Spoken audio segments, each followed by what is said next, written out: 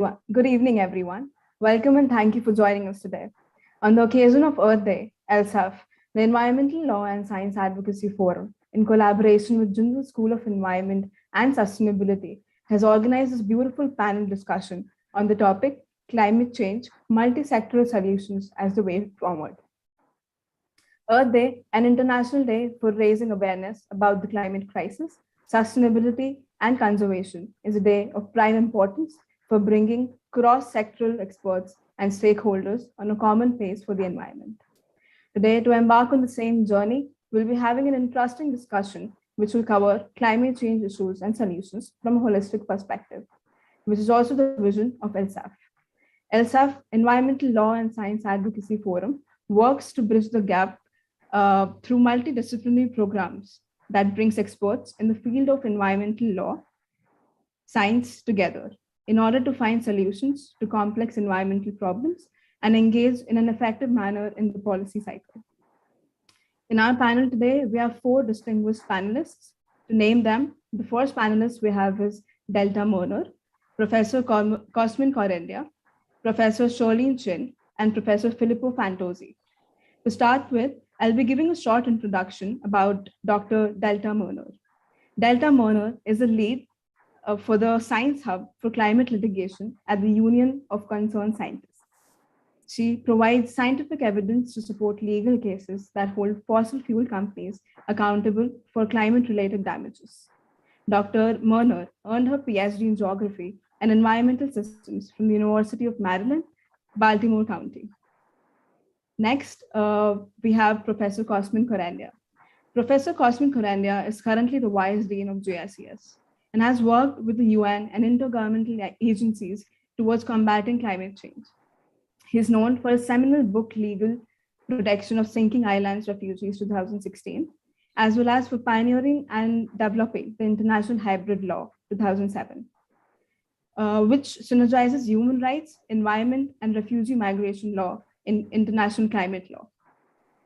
Professor Koranya authored the Planned Relocation Guidelines, a framework to undertake climate change related relocation, a first of its kind on the topic of relocation in response to climate change impacts, and the displacement guidelines in the context of climate change and disasters. This is an innovative approach to the developing domestic climate legislation, both policies for the government of Fiji. Next, we have Professor Charlene Chin. Charlene Chin is an international legal expert working on matters related to environmental crime, international criminal law, illicit trade, anti-corruption, and organized and economic crimes. She's a member of the IUCN World Commission on Environmental Law and has been deeply involved with Stop Ecocide Foundation, helping them with strategic advocacy. She's also founder and director of Green Transparency, which provides uniquely positioned strategies for effective advocacy with a focus on environmental law, criminal law, human rights, and good governance. Next, we have Professor Philippo Fantozzi. He is a legal associate with the Climate Litigation Network in Netherlands, where he provides international legal analysis and strategy supporting national level litigation challenging governments and public authorities in adequate action on climate change. He has also been an advisor under the International Union for Conservation of Nature under the UN. He also writes extensively about the topics like climate litigation. The panel discussion will be moderated by our very own Dr. Tarani Mehta. Professor Tarani Mehta is a scholar and advocate specializing in environmental and human rights law. She's Associate Professor of Environmental Law at JSCS, as well as Assistant Dean and Director of ELSAF.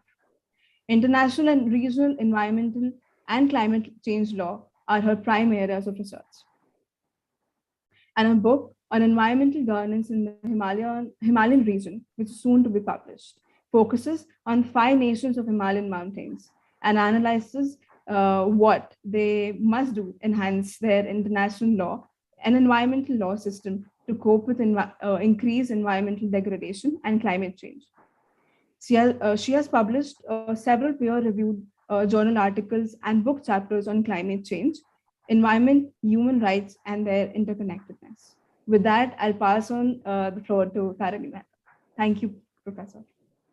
Thank you, Mehak, for that detailed and a wonderful introduction of all our esteemed panelists. And indeed, Earth Day is a time to reflect on the impacts of human actions on the Earth. And we have put not only our own life and health at risk, but that of future generations, more so with climate change. The latest IPCC report states that the current pledges that have been made by countries who have signed the Paris Agreement, which is called the nationally determined contributions, that these are likely, that despite these pledges made, it is likely that warming will exceed 1.5 degrees Celsius in this century, failing the Paris Agreement's mandate. So my first question to Dr. Myrna is that what is this world going to look like? A world where we're going to have this level of temperature increase? Yeah, thanks so much for that. And thanks for the great introduction. So I want to take a little bit of a step back for folks and just talk about what global warming is and how these pieces kind of come together. So essentially, when carbon and other heat trapping emissions are released into the air, they act like a blanket and they hold that heat in our atmosphere and they warm the planet. And this is the process that's known as global warming. And global warming is what alters our Earth's systems and essentially turns and drives these changes in the climate. So overloading of our atmosphere with carbon has really far-reaching effects. People all around the world will see effects such as rising sea levels, increased wildfires, more extreme weather, deadly heat waves, and more severe drought. So we start to see these weather changes, again, because of this overall action that we're doing on the overall environment. The primary cause of global warming, as was said, is human activity, and it's the releases of carbon into the atmosphere that are significantly coming from burning fossil fuels for driving cars, generating electricity, operating homes and other businesses. So that gives, I guess, a little bit of what some of those impacts are. I'm happy to speak in more detail for different regions and a little bit more IPCC findings as we go on if you want. Thanks. Yeah. So basically, it's a future where we're going to have islands sinking. We're going to have coastlines being, washed away by oceans as they rise. We're going to have droughts in other places. We're going to have crop failure. So ensuring a safe future below this 1.5 degrees Celsius mark becomes extremely important, and it requires the world to cut at least 30 gigatons of greenhouse gas emissions annually. So the transport sector, the industry, all this is also not enough. We need to cut carbon emissions by managing our land resources more efficiently. We need to build smart cities. We need to curb deforestation. So there's work needs to be done across a number of sectors for us to be able to even meet this target. So then the big question is that how can we do this? And then, of course, another question which arises, I think, in the minds of a lot of us who are working in the sector is, can we even do this? Or is it just too late now? So now let's look at some of the different pathways that have been adopted in order to move and have progress in finding solutions to climate change and multi-sectoral cooperation with regards to climate change. One of the pathways that has been adopted is the implementation of legal measures and litigation, particularly litigation against states, litigation against corporates. Philippo, you've been working as a climate change lawyer. Can you tell us about the kind of cases you've taken on? How effective can climate litigation against states be to fight climate change? What are the legal grounds for these cases that have been taken? Yeah, absolutely. Yeah, I think it's really important to stress the grave situation that we are in, as Dr. Mariner already introduced. And basically, the IPCC reports are clear. They are absolutely clear, and they indicate that the margin of opportunity, the margin of maneuver that we have to limit global warming to 1.5, it's really closing. So we really need to speed up this transition. And the key issue is that basically governments are nowhere close to making sure that this gap is being filled. Governments are failing their mitigation action. Governments are not reducing greenhouse gas emissions at the rhythm that we need. And so climate litigation has proliferated during the last 10 years, especially after 2015 with the first success of the Urgenda climate case in the Netherlands. So the first case ever where an organization obtained a victory against the government for its failure to reduce emissions. After that first milestone, we see an increasing set of climate litigation that are being brought all over the world by citizens, by affected communities, by NGOs. And these cases, and especially systemic mitigation cases, are denouncing the overall failure of a government or of a public authority to overall reduce its greenhouse gas emissions or to step up its climate mitigation ambition. In particular, we see that there are at least 60 cases against government's actions or omissions when it comes to mitigation action in more than 30 jurisdictions. And there are at least 37 cases that were framed following the success of the Urgenda climate case. And what's really fascinating, especially from a legal perspective, is that these cases, they look like something extremely new, something extremely groundbreaking, but in reality, they are relying upon existing legal frameworks. They are relying on existing laws. They're relying on existing legal arguments and frameworks. And this is very exciting for the community of lawyers and litigators that are being able to include this climate factor into the litigation. They are able to include the urgent need to reduce emissions in these pleadings. And we see successful cases of climate litigation that are relying upon tort law, so mechanism of extra contractual liabilities, so the enforcement of a duty of care towards a state that is not doing enough. And this was, again, the case of the Urgenda precedent. But we also have successful cases relying on constitutional law, especially constitutional frameworks that are protecting human rights and people under a state jurisdiction.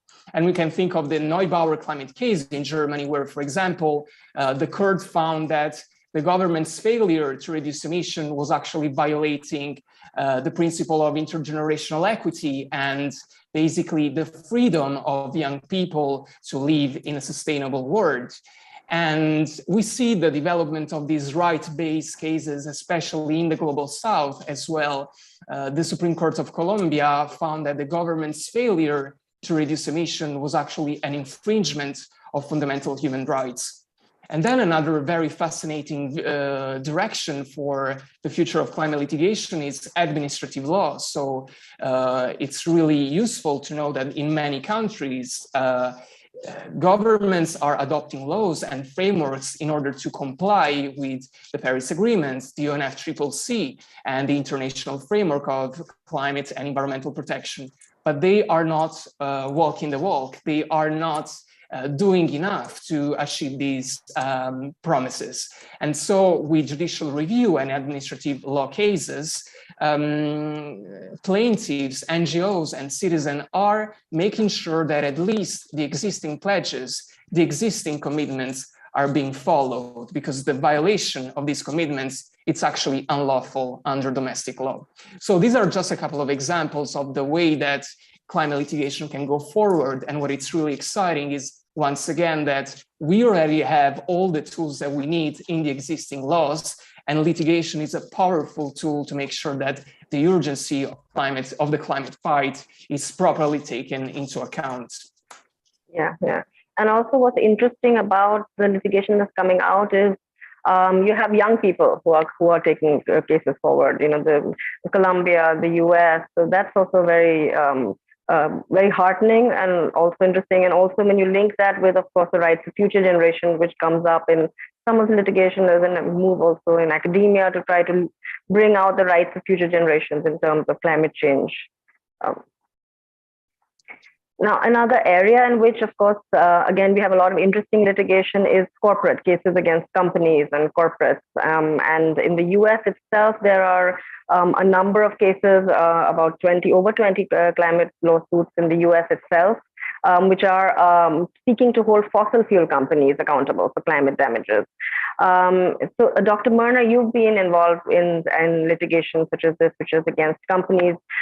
Can you tell us a bit about the different lawsuit categories in the US? And also what's interesting in these cases is how can a court actually determine the individual responsibility of a company in terms of its contribution to climate change, and how can scientists assist the court in this regard? Yeah, great. Thanks so much. So there's two different pieces there, I guess, just going on what was just said. So what's really unique about the legal system in the US is that we actually don't have the best human rights laws, which is what's being used often in other parts of the world. The US cases rely mostly on fraud and consumer protection cases. So on the legal side, we actually have three broad court-like legal theory categories. And those come into common law torts cases. So these are polluter pay principles, really are the underlying basis for common law tort claims and nuisance. These are nuisance claims, trespass, negligence that are alleged against these companies. This principle maintains that those who produce pollution should bear the cost of the damage to human health or to the environment. So in other words, the fossil fuel industry should pay their fair share for the climate damages that they have caused. The majority of our cases are actually product liability and consumer protection cases. So they actually have very little to do with the climate science piece of, so I'll get into that on the second part, but these claims, the product liability claims are claims for design defect or failure to warn consumers that arise from of any problems that arise from a product, and these are based on the fact that the manufacturers knew. So it's saying that these companies knew of the potential damages from their product, and they failed to act on this and to provide that knowledge to their consumer base.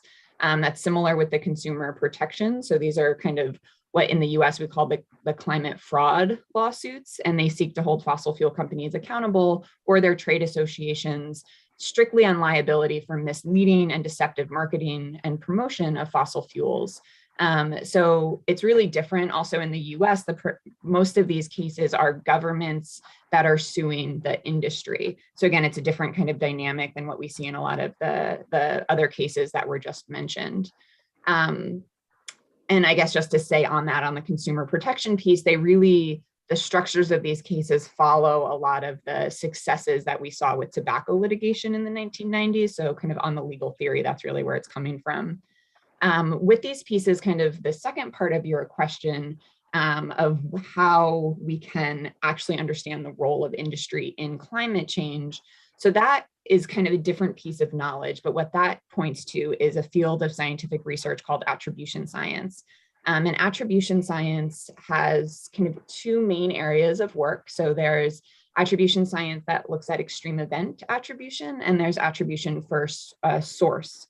It's called source attribution science. And what's really important here is the source attribution science. And source attribution essentially allows scientists to first say, whether or not events are caused by climate change, what percentage of them, what the impacts of climate change are on singular events. And then through source attribution, we can say, okay, what part, what are the components of emissions that played a role in that event? So you can essentially break it down, and we have data thanks to Richard Heady, data that was published in 2013, where there's actually a pretty basic finding.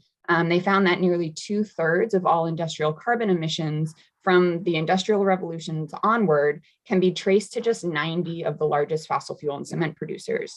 So ExxonMobil, BP, Chevron, Royal Dutch Shell, which I think is now Shell, to name a few.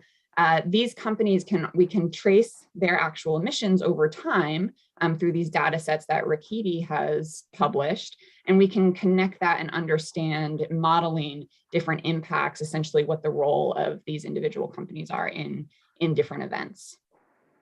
And can this also be done for other companies or just for the major fossil fuel companies? Yeah, it's a great question. It can be done for companies that have essentially what is happening here is that it's the reported emissions from these companies over time. So they're using their own reports of emissions to then be able to say what percentage of contributions they have to different events. So for any industry, for any company that is reporting out. So again, we've got 90 that are tracked in this database, and that's not all, and there are state-owned entities that are part of that. It's not just the handful that I shared. But in theory, for any companies that's reporting its production, this type of work can be done. And I guess also the main, the sort of main benefit or the of such litigation is that it'll set a precedent for the company. So whether we are able to do this for every company that has ever existed, we may or may not be able to, according to what I understood of the science. But at least we'll have a legal precedent from different jurisdictions by which we'll be able to hold companies accountable going forward. That's yeah, and I think there's other legal scholars probably on the panel who can speak to that a little bit more, but essentially what this allows you to do is to draw that connection, right? To say very clearly that there's a direct relationship between action, between emissions, and climate events, and then those kinds of conclusions can be used much more broadly. Yeah. So I wanted to bring Professor Kosman Koranya in here. To talk a little bit about what is his views and experience in the context of this kind of litigation, what is the impact of this litigation going forward, and of course, Philippo as well. I'm sorry, can you repeat the question? I'm afraid I didn't get that in the first place. Yeah, so I wanted to get your views on this climate litigation as it's moving forward, climate litigation against states, against companies. What has been the impact of this? What will be the impact of this as we go forward? The role of this in the context of larger climate change policy and climate change mitigation? Well, 85% of the people around the world already face the climate change events effects. So this means that at some point in time, litigation, it's obviously the proof of firstly of the failure of the state, and secondly of the need of the people to solve this issue in the way they see more fit for them. And this is to go into the court in order to somehow force the governments and the companies implicitly to change their policies and also to adjust their policies in the light of the Paris Agreement by all the other international obligations they have. Not necessarily the Paris Agreement, but in particular the NDCs and sometimes the NAPs, which represents the most, two of the strongest arguments they have in court. So it is not a surprise that the litigation cases are gonna pop up more and more around the world. It's just a matter of time because, as been said here before, the states continue to ignore, and the politicians in particular somehow will continue to ignore this issue, and they either don't get it, and it happened to us that we saw a lot of times, especially in the negotiations, people who are involved in the negotiation process but still do not have a sense of the urgency of this matter. Secondly, sometimes they just know it, but they do ignore it because of the economic profit and any other agenda they have on file. So bringing companies to court, it is probably a solution. However, as a mitigation fan, I will still argue for the young people in particular to somehow make use of their power, in somehow forcing these companies to change their policy, somehow it's forcing these companies to get from dirty to green. And this can be done by their choices. You have a lot of young people who are already making a lot of choices in regards to some companies, which in their view, they're not sustainable, and the consumers behind all these companies have probably something to say more before the litigation level it's actually accessed. So that will be another solution of the young people to which stays in their power actually to make a choice in regards to which companies they choose or not to be one of their provider for their services and so on. So yes, litigation, it is a solution. I always encourage the litigation process. Since 2007, the Inuit in the Inter-American Court on Human Rights. In 2014, the New Zealand Tribunal, the first climate refugees obsession, which was launched back in the summer of 2014. So I always encourage that. I was part of that. I am pro litigation. But I believe that sometimes the litigation, it takes a lot of efforts and a lot of resources, which unfortunately the people who are in the first row of this climate fight, they do not own that much. And if we are thinking about the vulnerable communities, if we are thinking about the vulnerable countries, they do not have these resources to bring a huge government or the power of the government itself in front of the court in order to somehow force the government to realize that they do have some international obligations they have to respect, and they do have to implement the international laws which they've been signing and ratifying so fast back in 2016. Filippo, what is your take on this? Yeah, absolutely. I'm really glad that the issue of young people is being raised so much during this conversation. At the Climate Litigation Network, we try to empower other organizations that are bringing cases against governments. And in this case, we see an increasingly high number of young plaintiffs that are representing the most vulnerable segments of our population, because they, on their shoulders, there is this burden that it's not only of climate impacts that will be increasing in the future, but also of the restrictive mitigation measures that at some point will need to be incorporated into our legal system. So young people really have everything to lose. And we want to make sure that these people are being empowered, that young people, that children are part of the decision-making process, including when it comes to defining litigation strategies.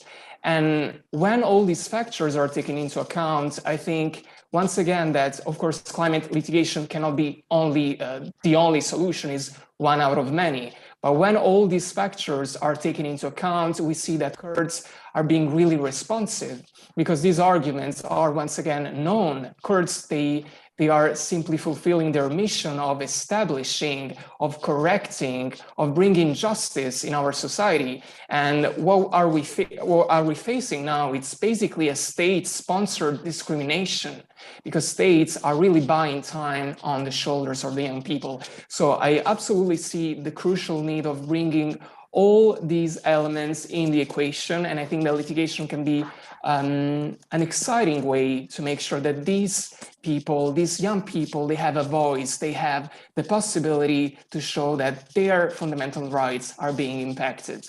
And when it comes to the actual impacts and positive outcomes of climate litigation, I think it would be important to show the potential of these cases with a couple of examples. So, for example, the Urgenda climate case, which was once again the first climate case ever where a government was forced to drastically reduce its emissions by 25% by 2020. We see that the government actually complied with the court order and started to adopt a series of packages and measures for energy efficiency, for renewable energies.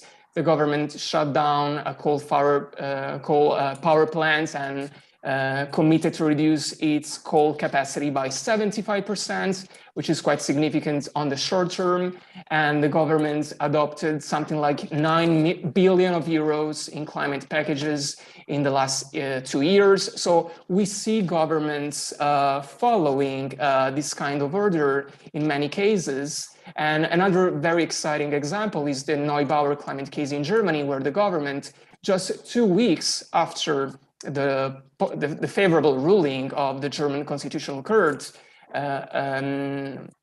completely changed its climate ambition and raised its mitigation target by 10% points. So obtaining a reduction of 65% by 2030 and anticipating its carbon neutrality to 2045. So we see a lot of impacts in the policymaking sphere, but we also see a lot of exciting mobilization. We see a lot of these cases playing an exciting role to bring awareness, to raise awareness, and to show to citizens this is not just about a couple of lawyers closing them in a law firm or in a courtroom. This is really about every single citizen. This is really about everyone's human rights. And climate litigations are being supported by successful and empowering campaign and advocacy tools. So we really see how litigation can not only be an effect when it comes to defining the policies of a country, but also a positive effect when it comes to raising awareness and making sure that everyone is involved in the process. Yeah, and if there is a problem where we all need to work together, it's climate change.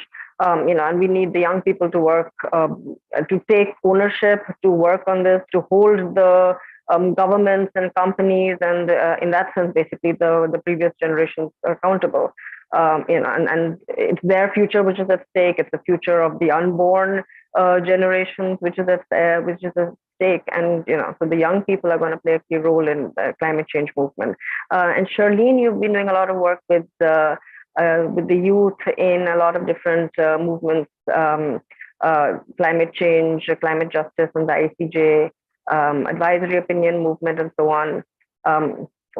Please share your experiences with young people in this climate movement and environmental movement. Sure, thanks. First of all, thank you to Jindal University and the forum for this really nice intervention on Earth Day, and very nice to meet you also, both Philippo, Myrna, and also Professor Koranya. Yes, I've been involved with the youth now for some time, being a youth myself, like many years ago. I understand the need to, think of new ways to counter some of the injustices of today. And of course, certainly climate litigation is one of the ways, but it is a tedious process, as Professor Koranya has already elaborated on. But with the youth, if they're not in law school yet, what can they do? Right? And it is power in the youth, power in the people, power in existing law, using that to sort of call for some of your demands and prevent, other bad things from happening in the future.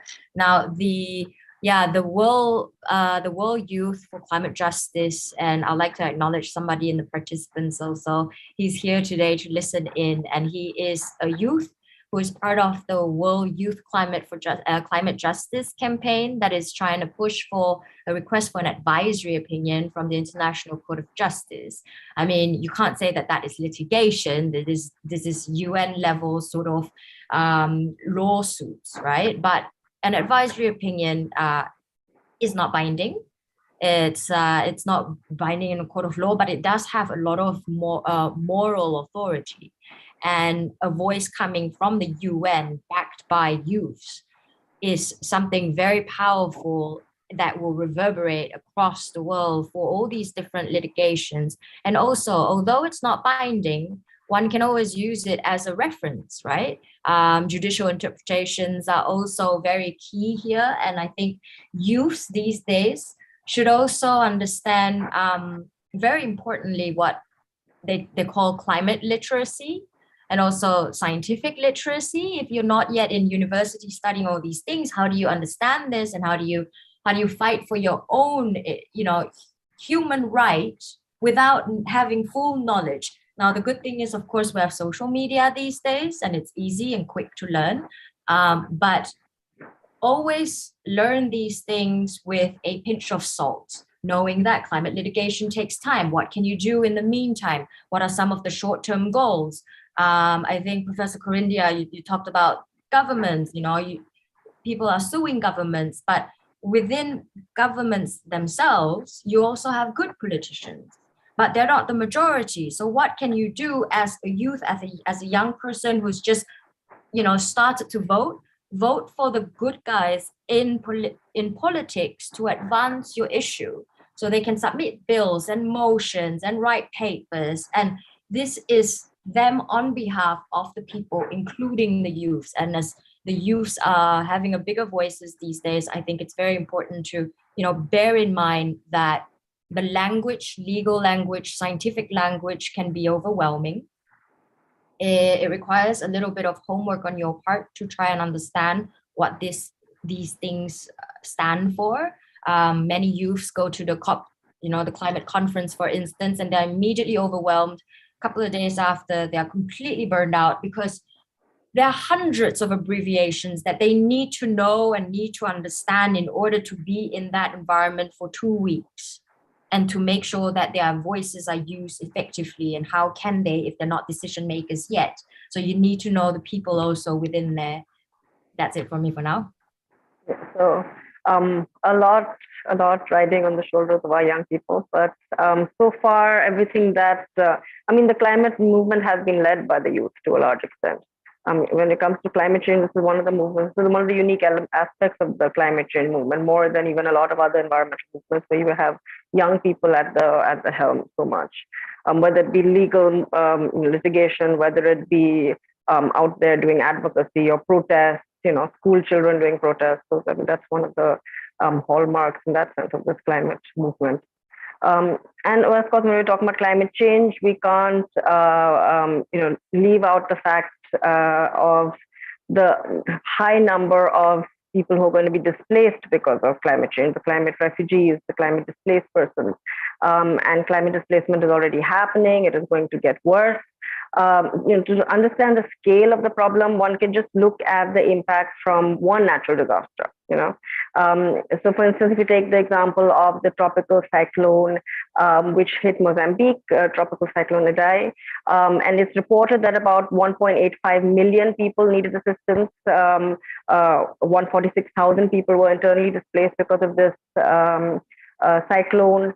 And of course, the government had to then scramble to house them in temporary sites. There was, a great deal of loss in terms of crops. About 1 million acres of cropland was destroyed. You had about 100,000 homes destroyed. So that's just from one natural disaster. Now, this scenario is something which is going to unfortunately become commonplace as we move forward if climate change is allowed to continue to accelerate. So this is something which one really needs to address in the context of the rights of these people, in the context of humanitarian responses to climate displaced persons. Professor Koranya, you have worked on this area in policy, as well as you've written a book on the legal protection of sinking islands and sinking island refugees. What do you see as the way forward in terms of gaps in international law regarding the protection of climate refugees and climate displaced persons, and what can and what should the international community be doing to address their rights and to protect them from a humanitarian point of view? Well, I was involved with the UN before, so I was part of this international, even regional sometimes approach, which will somehow impose the governments, or not necessarily impose them, but highly recommend the governments to be UN politically correct. Highly recommend the governments to actually develop their policies in regards to climate mobility. Mobility it's a inclusive concept of migration, displacement, and relocation. So it didn't work, and apparently it doesn't work. And the solution, because in face of the increased number of the people, it is for the first time where the number of the displaced persons due to climate change and disasters is actually tripled in compared with the one in conflict. And this is the number before the war in Ukraine. However, still it is incredible how many people, as I said, 85% already started to feel the impacts of climate change, but how many people are in the position to actually move, to be forced to move due to these climate change events. So the top-bottom approach didn't work. So the states, there are several points here. One point will be that the governments have to realize this is what under the President Obama, I believe, the Pentagon recognized as being a national security issue. they have to recognize that climate change is the biggest threat we have. I mean, definitely the conflict, it's there, and it looks like it's still going to be with us for a while, in general, on the globe. But the climate change, it's a threat. It's a threat to national security. It's a threat to the countries themselves, to their own existence, to their own state identity, if you want, culture, people, and even their own existence sometimes. Because if we're looking at the projections from the IPCC, a lot of countries by 2100 will not exist anymore. It's a very simple exercise I always give to the students. It's a Google exercise, and it says a geopolitical map after 3.5 degrees Celsius. And you're gonna see what we know as a political map by being a crippled political map with a lot of shores and a lot of countries not being there anymore. So definitely it's a security issues. Definitely the young people, as you said before, they are involved in this issue, and they should be involved in these issues because it's about their lives at the end of the day. And it's about even the unborn generations, which are not here yet. So the solution will be, the first solution will be very simplistic. By signing the Paris Agreement, you also created an international obligation under the NDCs. Under the NDCs, you have to introduce, will be one of the first step, to introduce human mobility or recognize human mobility as an issue, to address it in the NDC, to address it in the NAPs, to address it in the domestic policies in relation to climate change. And then after that, start developing these preventive policies, these preventive packages of policies, relocation plans, displacement guidelines, even if it's not a government-led process, and so on and so on. So you are somehow prepared and not necessarily face immediately the humanitarian crisis. Your example from Mozambique it shows us. So there are some preventive steps which could be taken by the governments, but before everything else, they have to acknowledge the risk associated with displacement. And I'm talking mainly here because most of the people who are displaced due to climate change and disasters are displaced internally, it's not cross-border yet. However, a few years back, we had the phobia of the migrants coming to Europe and the refugees coming to Europe, and all those boats and all this craziness which happened in the Mediterranean. This is not going to stop. This is actually going to increase, because people are seeing, for example, the North African people, or the North Continent, the West Sahara, the Sahel, are seeing in Europe one of the solutions for their problems which may not necessarily be exclusively climate change related. However, they do have some climate change elements which are also continuing to grow as impacts, as triggers for them to actually take that boat and try to access other shores. So unfortunately, the number of the people displaced are going to increase. And this has to be switched from this top-on-bottom approach I had at the beginning of this intervention to this bottom-up approach, coming from the communities, signaling from the communities, signaling from the governments themselves that they have to somehow take preventive measures for this forced movement, which is going to increase, in order not necessarily to face humanitarian crisis. So there is a lot to be done. And yes, it is on the shoulders of young people. And as I said, yes, it should be on the shoulders of young people, unfortunately, because at least my generation failed to somehow serve this cause, this honorable cause.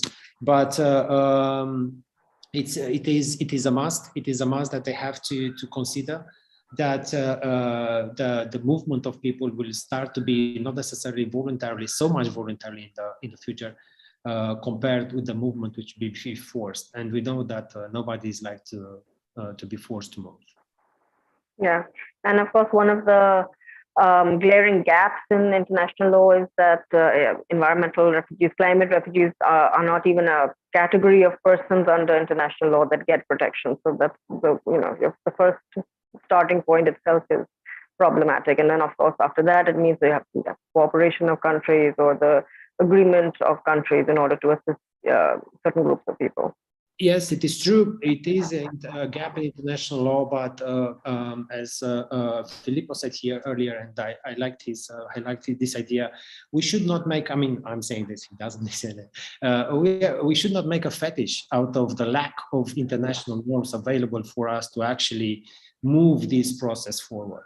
There is abundance of international legal norms for us available for us to actually address these issues. It's just a matter of will, it's just a matter of political will at the end of the day, and it's just a matter of the strength again of the voice of these young people in order to force their governments to actually act in this regard.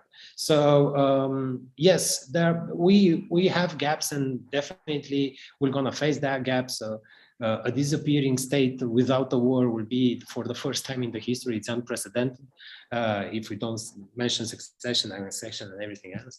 So that would be one. I mean, there are so many gaps we have to deal, but still out there. And actually, coming back, and this is, I closed this, I promise, coming back to 2014, the Immigration Tribunal from New Zealand granted the permanent residence to a family from a small island in the Pacific in New Zealand. And that wasn't using New Zealand domestic law. That was the funny part. It was a hybrid approach there. It was the judges, and I am very aware of this process because I was involved. They used all the soft, unimaginable, unpredictably, efficient legal norms available there, which at the end of the day added up to build up the case and serve the needs of that respective family. So it wasn't binding, not much binding law there, and still the decision which actually could have created a precedent. I was hoping to create a precedent. Unfortunately, it didn't that much. But it's there. The law is there to serve us. The science is there to support the law. The science, we have all the tools necessary in order to move this on. But it's just a matter again of what are we going to do? Yeah, and the good thing about the law, the positive thing about the law is that it is a dynamic thing. It has over the course of history responded to situations. So even refugee laws, we know it now, is a response to refugee movements in Europe, post 1945. So in that sense, again, the law is going to evolve and respond.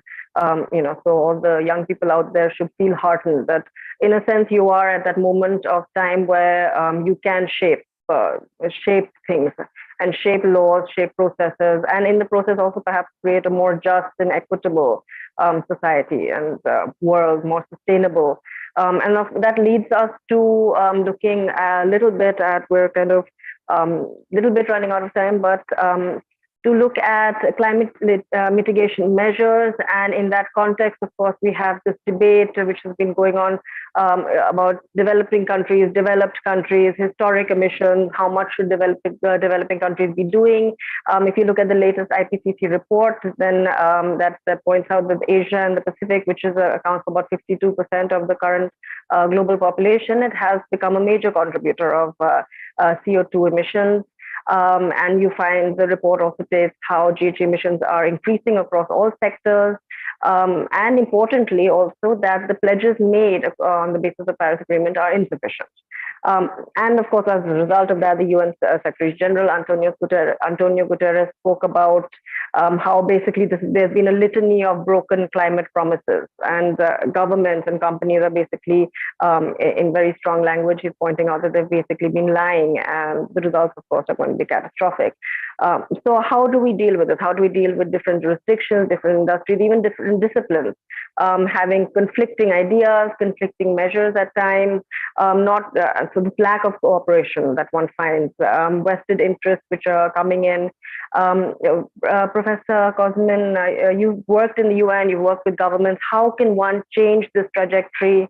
Or is it too late? And what can we do to sort of move governments forward, developing countries, companies, and all across sectors as well? Well, I'm pretty sure the rest of the panelists will have something to say on that as well. I'll be very short on this.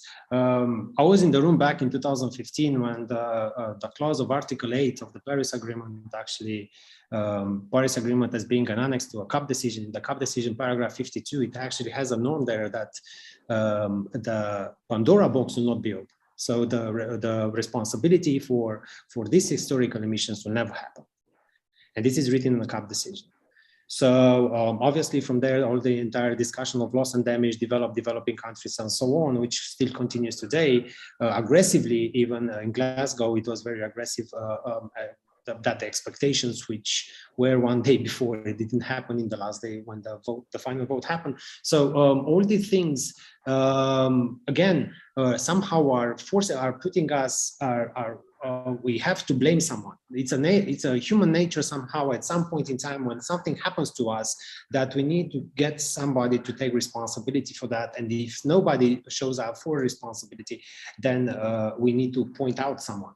And obviously we can have this discussion forever and ever, but this will not actually advance the process. The process will only be advanced by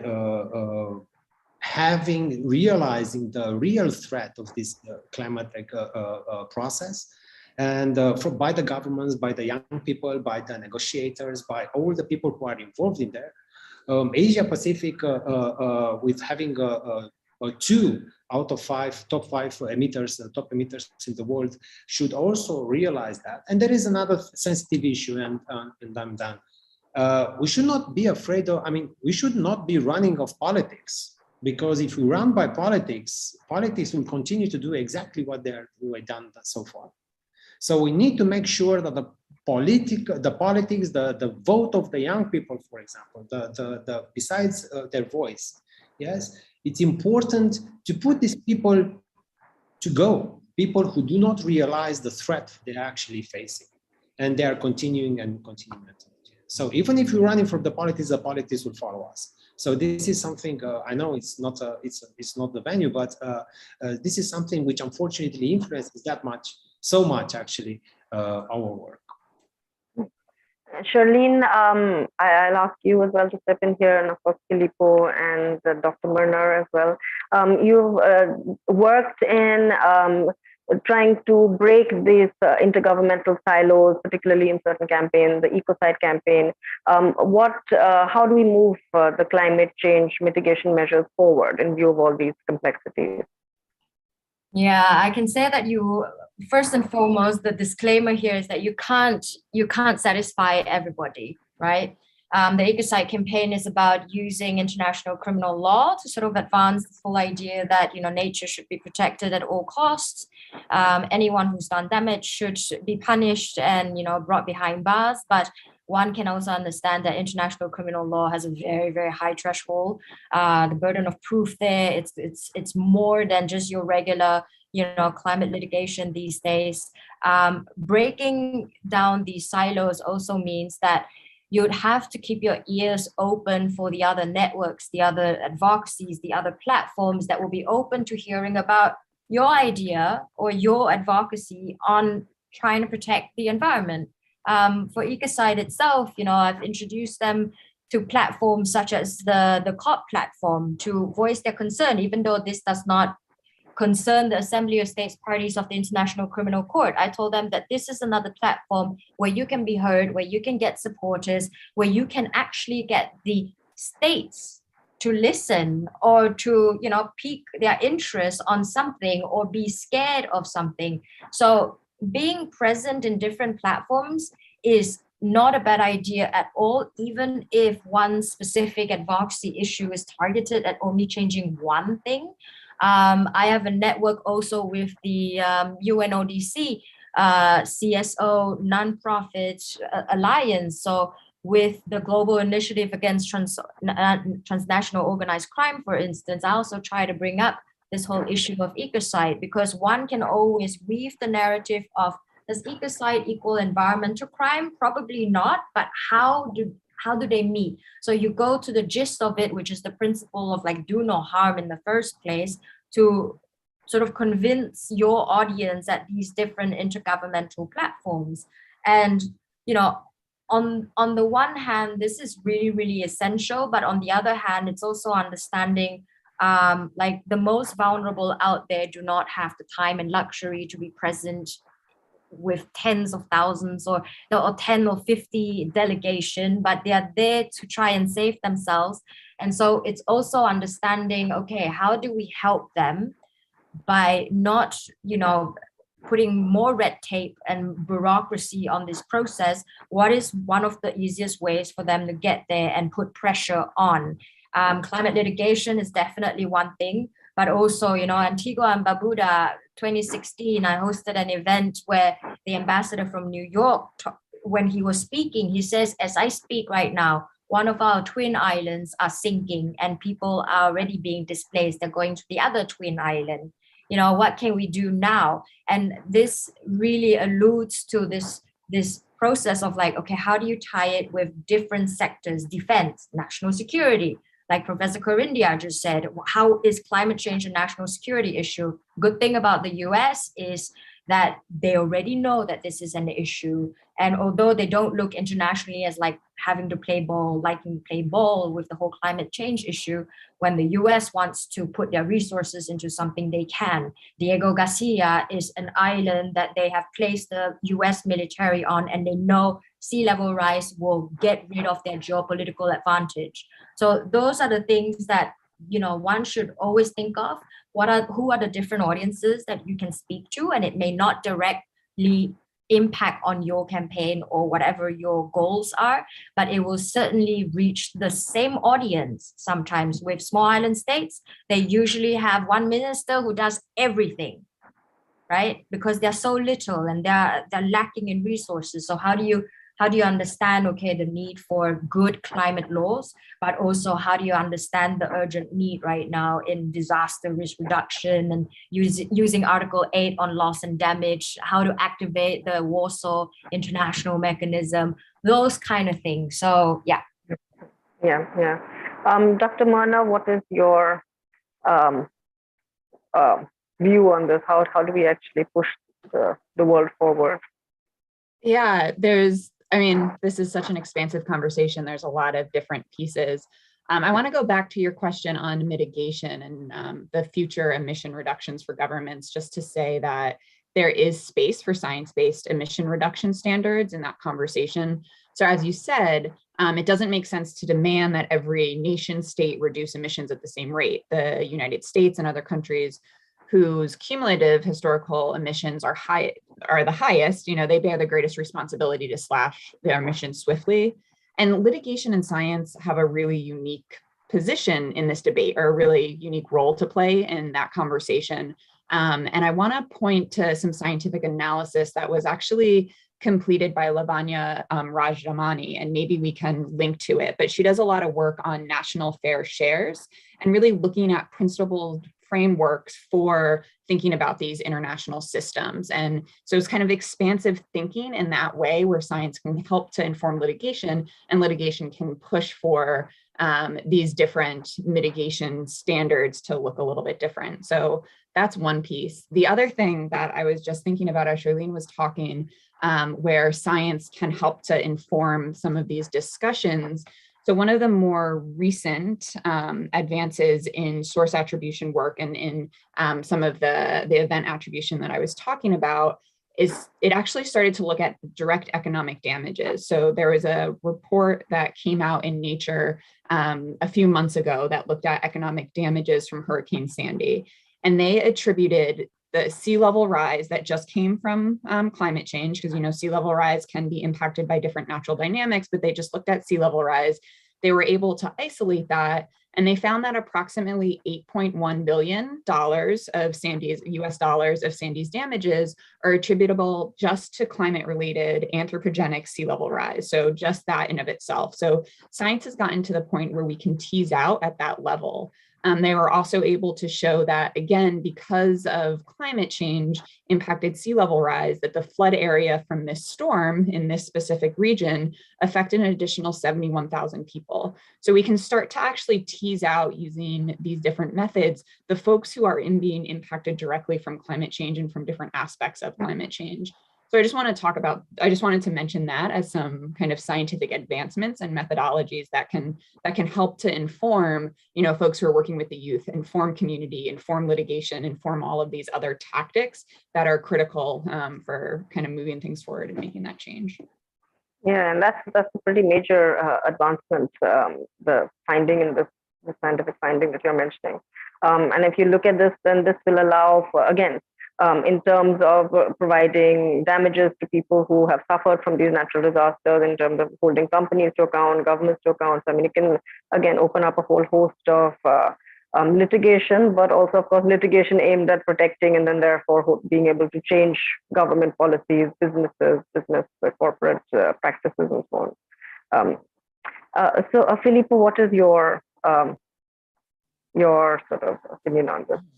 And then I have a larger question than this for the panel, which is that, and this is what, of course, climate change naturally leads us to this, the fundamental question that capitalism and this the kind of economic system that we have currently is, cannot, it's not environment friendly, it's not sustainable, it's not climate appropriate or climate friendly. So how do we then address those sort of larger systemic changes that are going to be needed in order to really be able to not just tackle climate change, but moving forward, be able to put in place a more sustainable way of developing, sustainable way of living? So that's the larger question which I want to put to the panel after this. Yeah, in order to reply to your first question, I think a good way to see things is to focus first on a domestic approach and then on an international one. And I think what it's really interesting and what we see raising climate litigation strategies is this raise of constitutional theories that are pointing out the fact that the foundational mission of the state is precisely to protect its citizens. And the failure to fight climate change is a failure to protect its citizens. So making sure that governments are on our side. Climate litigation is often perceived as something that is against, that it's something that wants to destroy the idea of a state, but it's actually the contrary. You want to make sure that the state is protecting us, that the state is making sure that we have a sustainable future. So I think that litigation is really a tool that can pursue this way and that can really make sure that states are on our side. And when it comes to the international aspect, I think it's really fascinating what we've been hearing on the fair share approach on mitigation pathways. One of the cases that we are supporting is the case brought forward by ASUD and other Italian NGOs against the Italian government for its failure to reduce emissions. And we see that if Italy was required to reduce emissions following the global average to be in line with 1.5 Celsius degree, the reduction would be around 63%. But if we take into account fairness, so equity considerations, the principle of common but differentiated responsibilities, respective capabilities, Italy would have to reduce its emissions by 92% by the end of the decade. So we really see how this matters, and we really see how courts are being called upon to fulfill this mission of corrective justice. And the justice that must be delivered is a global justice. And so including this element of fair share, of fairness in the emission reduction requirements that we are pursuing in litigation strategies, we are securing this push for international cooperation. Because by following these fair share approaches, a state like Italy will have to reduce emissions by 92%, but a good amount of this emission reduction can also be achieved by funding aid and support abroad. And this will make sure that a country that has a lot of economic power, a country that is in the G7 group, a country that has polluted the atmosphere for centuries, is finally making up and cleaning up its own mess and supporting the most vulnerable countries in the world. And when it comes to the second question that you're raising, I think it's absolutely a great question and an essential one. And I think what it's really useful to also take into account when defining these climate litigation strategies is how do we show the hidden cost of the global decision-making process. So, for example, half of emissions that are can be attributed to France, they are deriving from imports.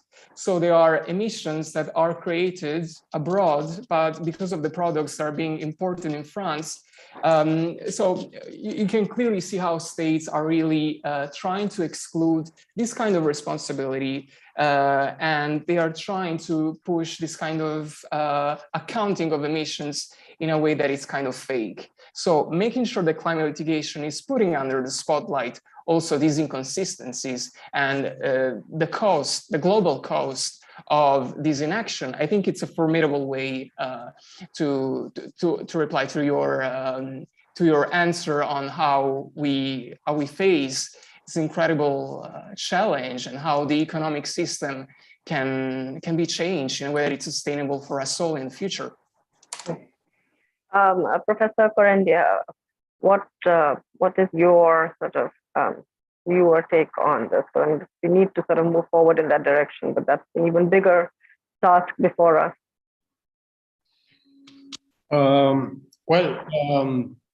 Two arguments here. The first argument is this: the last couple of years showed us that the theory of globalization is not that much efficient when it comes to urgency and priorities for, well, unfortunately, Northern Hemisphere compared with the Southern Hemisphere.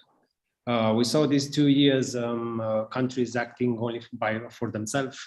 We saw in these 2 years the unification or this international cooperation, which from my personal point of view is the hardest thing to achieve ever, they do not necessarily exist when it's coming to an immediate threat like we had in this pandemic. So I'm not sure that the global answer or global solution to this issue will be the proper one. Mainly because, again, I strongly believe that this bottom-up approach, this within the countries, the solutions are coming. The solutions which are coming are the best ones. Think of the indigenous knowledge which is not used at its own capacity. Think of the young people who are not being heard because of their situation in that respective countries. Think of the vulnerable people who actually have so many to say, and they are actually preoccupied with addressing immediate climatic threats rather than coming up with their solutions or presenting the solutions. Well, this is at the global level. I also believe that the individual, the human being, has the capacity to actually create a change.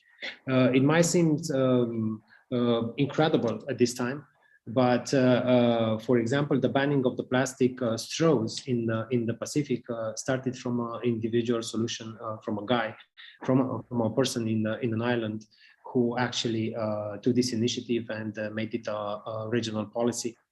So I believe that, especially, and then we have, unfortunately, to return to youth because the individuals, and especially the young people, have the solutions at hand because they have the wisdom of the elderly on one hand, and they also have this enthusiasm which is characteristic them so much, which unfortunately again, I'm repeating myself, for my generation is just fading away. And starting from mid-consumption, starting from choosing what brands to wear and how those brands are being made and having this consumerism morality developed better than it was before.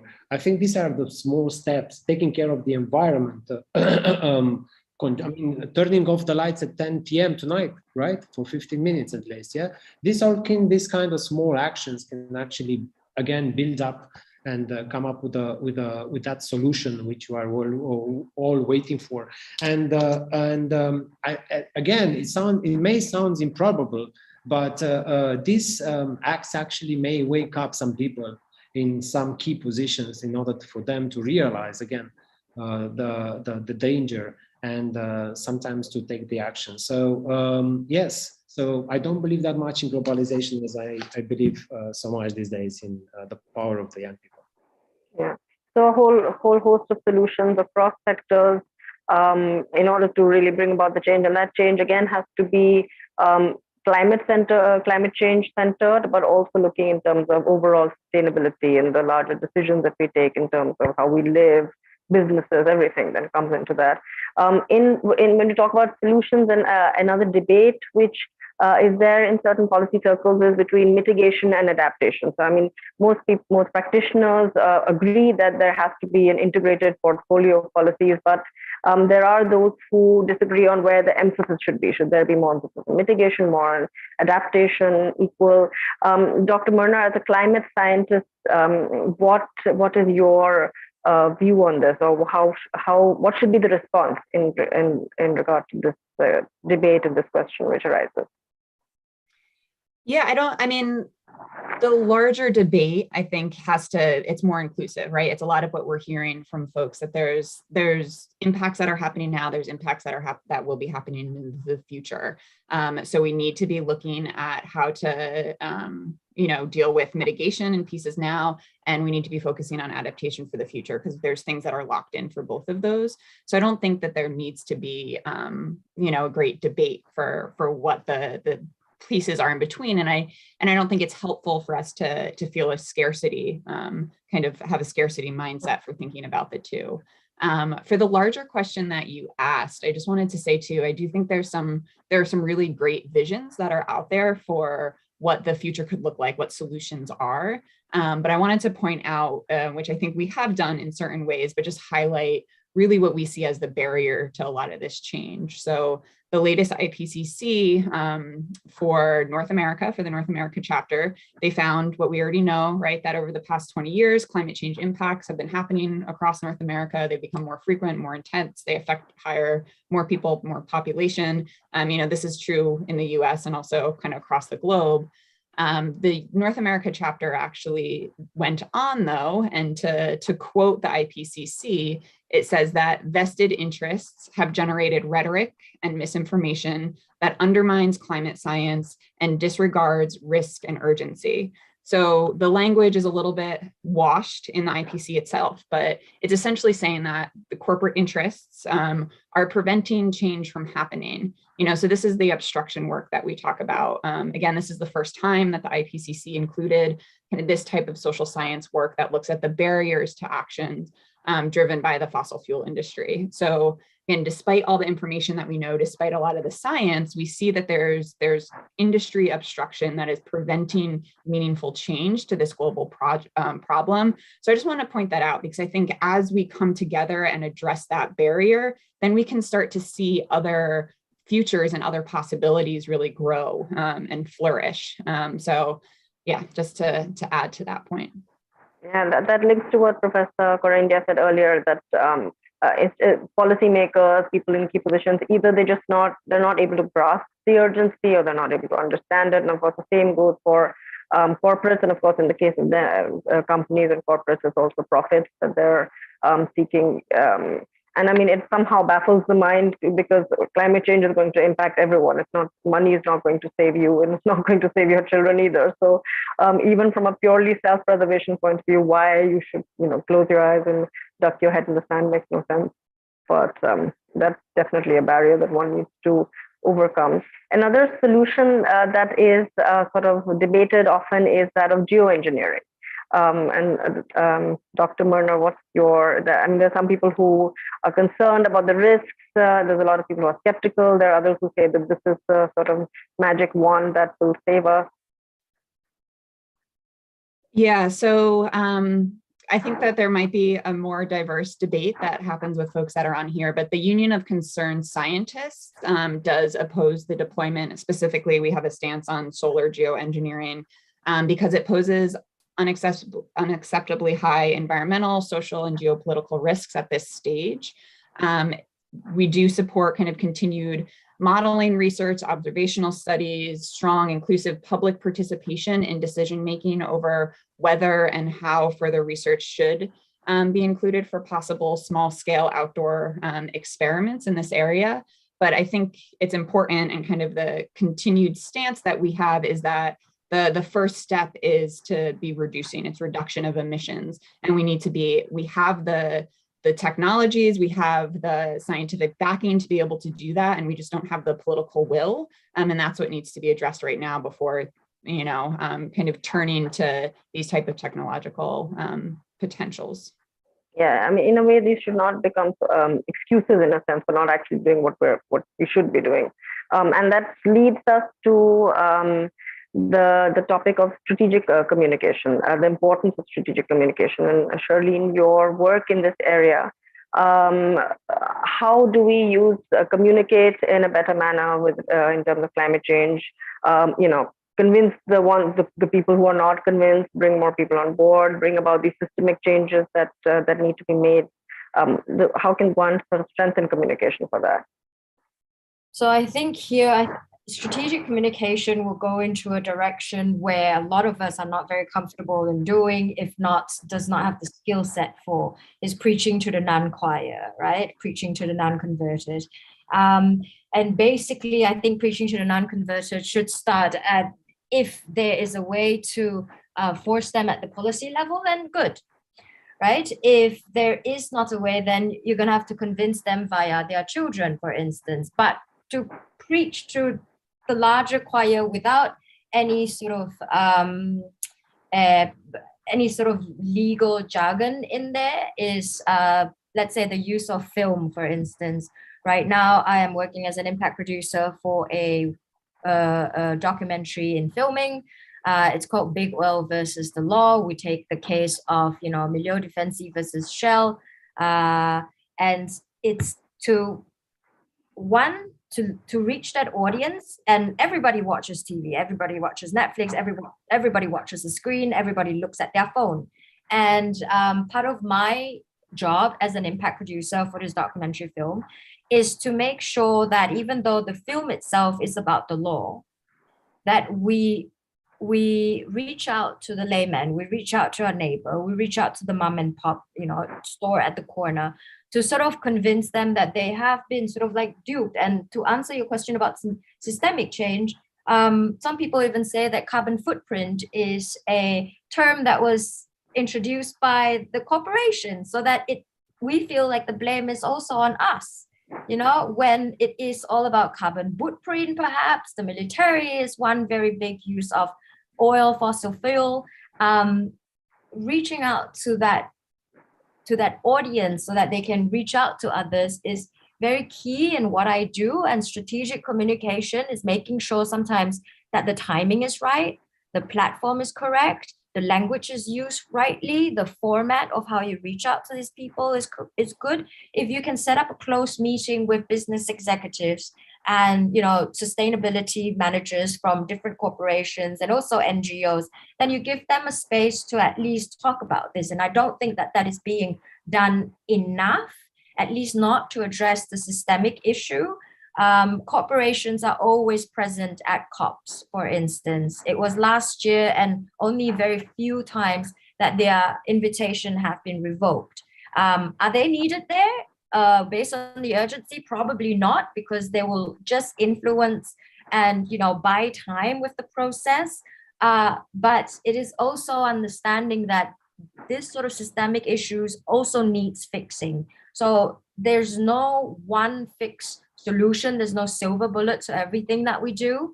Like I said, we can't satisfy everybody, but I think together with all these different sectors involved, how to reach out and how to speak their language, in what setting, where, what forum, that would be best. Like reaching out to the small Pacific Island states, for instance, the people who are there, the most useful way to speak to them or speak on behalf of them is to be there in person. It's not everything that has to do with technical things, because sometimes you got too much rainfall on the islands and you don't have internet connectivity at all.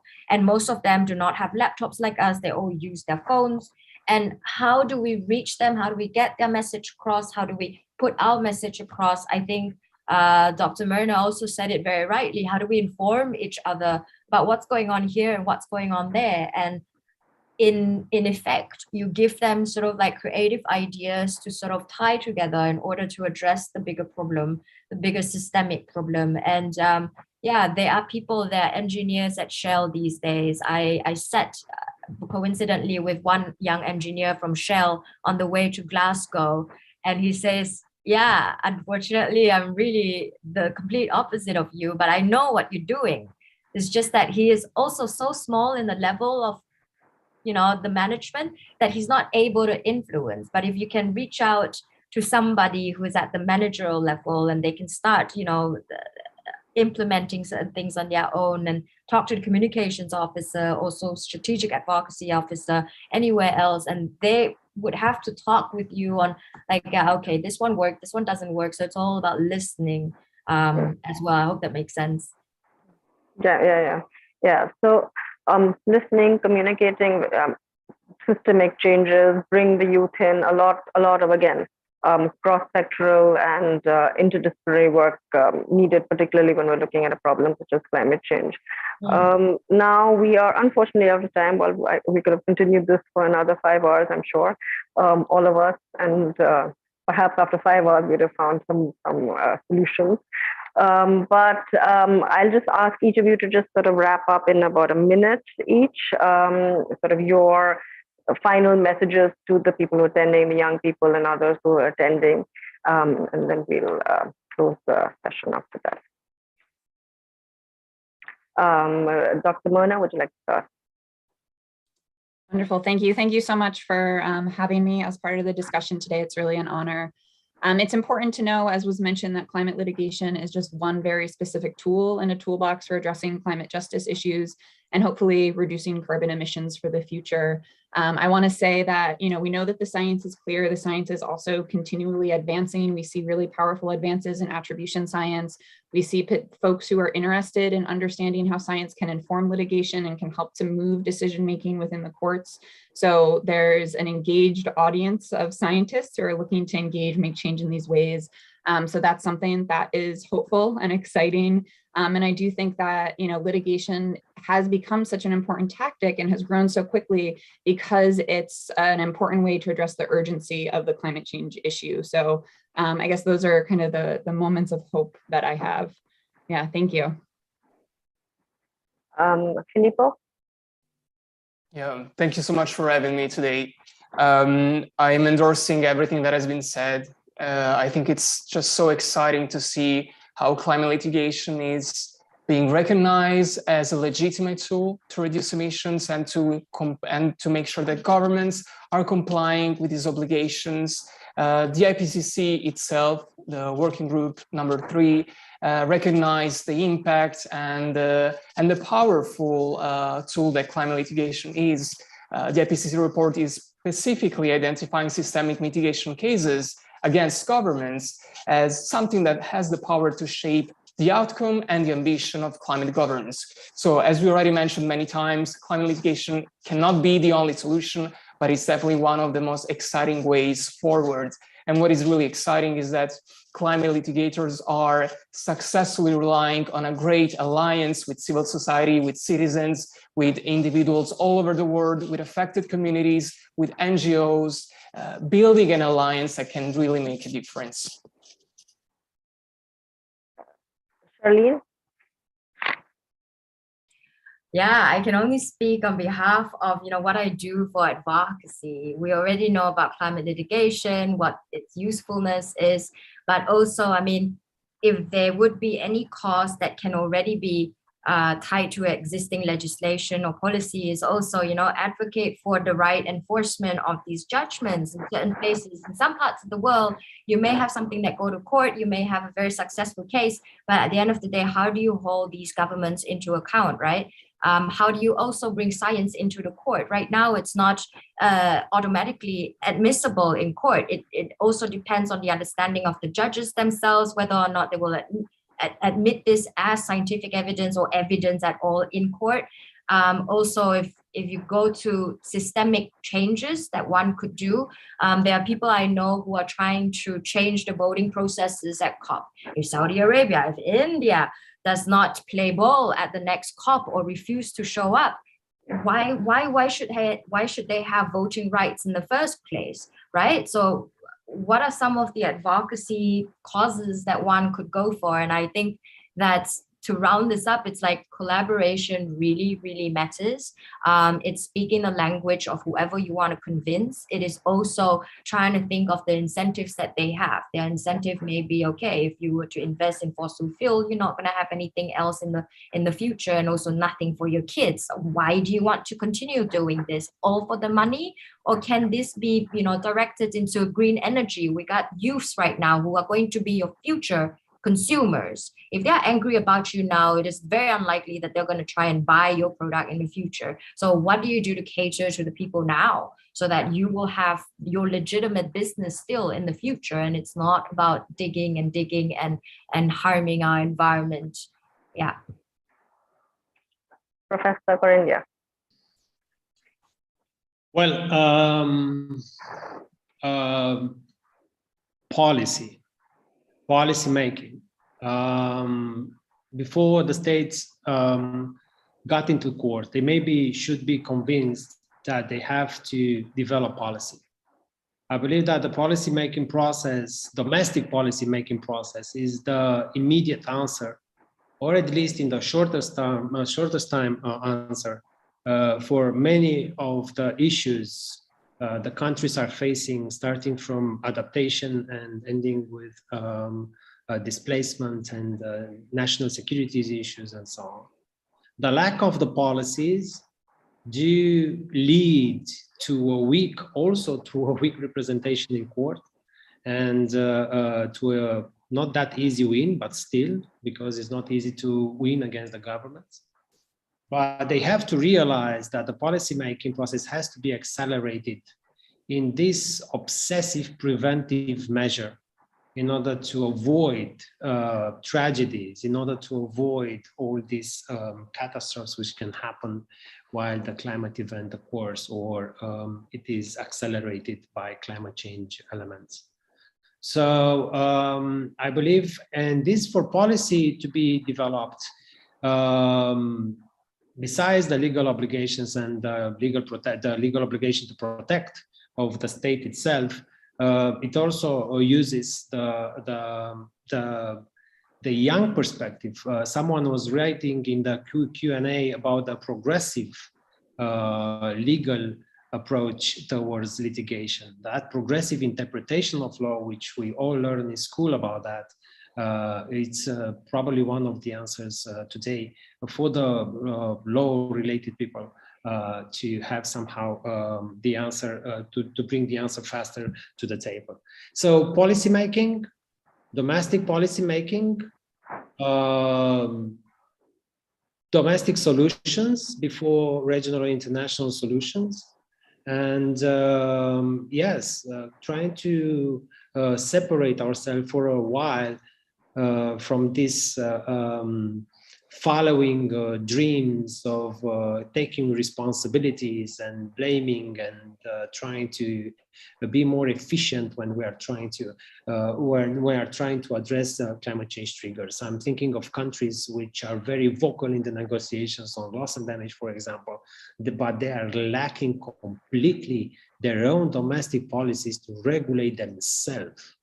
But however, when it comes to historical contributions and everyone, you cannot take the stand for them. So yes, this is my answer. Thank you for having me. Thank you to all the panelists. This was a very, we covered a whole range of issues, and each of the issues we covered could have been covered in a single webinar. And all the takeaways that the audience would have got from this, some of the things which resonate in my mind, which I think will be important for the young people particularly, is first of all, use all forums, multiple solutions, law, there's policy, there's scientific, which is why you need cooperation across sectors. We need people communicating, which is what, for instance, we need more panels like this, where you have scientists, you have lawyers, you have policymakers coming together, and and young people coming together and trying to work on solutions. You need government to be proactive in terms of policy making. You need changes in the corporate policies and corporate practices.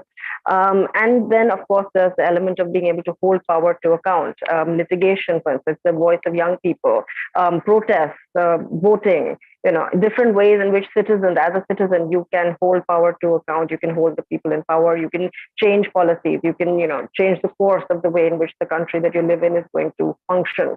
And you can ensure that that laws and policies that are in place are implemented. So there's a great deal of power in the hands of each citizen and young people as well. And of course, with climate change, everybody needs to work together. Young people have a key role to play.